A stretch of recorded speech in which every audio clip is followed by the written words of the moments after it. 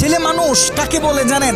যে তার নিজের কলিজা ছেঁড়া কষ্ট ভাতের লোকমার সাথে প্রতিনিয়ত গিলে খায়, তাকে ছেলে মানুষ বলে। একটা ছেলে যখন বড় হয় সে তার নিজের বাবাকে গিয়ে এই কথাটা বলতে পারে না, বাবা আমি প্রচুর পরিমাণে ডিপ্রেশনে আছি, আমি অনেক সমস্যার ভিতরে আছি, আমার একটু তোমার সাপোর্টটা দরকার, কারণ তোমার ছেলের তুমি ছাড়া এত আপন তো আর কেউ নাই। বাবা তোমার ছেলের মাথায় একটু হাত বুলিয়ে দাও, সামান্য সময়ের জন্য হলেও তোমার ছেলেকে একটু বুকে টেনে নাও। তুমি যদি একটু আমাকে তোমার বুকে টেনে নাও তাহলে আমার কষ্ট অনেকটা কমে যাবে। ছেলেরা এই কথাগুলো কখনোই তাদের বাবাকে গিয়ে বলতে পারে না। ছেলেরা কখনো নিজের মাকে জড়িয়ে ধরে কান্না করতে পারে না, because people say boys don't Cry. ছেলেদের মুখে কান্না মানায় না, এ কারণে ছেলেরা নিজে কষ্টে পড়লে কাউকে একটু কান্না করেও বলতে পারে না। খুব খেয়াল করে দেখবেন, একটা ছেলে খাবার খাওয়ার আগে যে কখনো প্লেটটা ধুয়ে খাবার খায় নাই, এই ছেলেটাও নিজের সবটা দিয়ে চেষ্টা করে নিজের ফ্যামিলি, নিজের প্রিয় মানুষটার মুখে হাসি ফোটানোর জন্য। অনেক ছেলে দেশে পরিশ্রম করে, অনেক ছেলে প্রবাসে বছরের পর বছর নিজের ফ্যামিলি, নিজের প্রিয় মানুষের মুখে হাসি ফোটানোর জন্য পড়ে থাকে।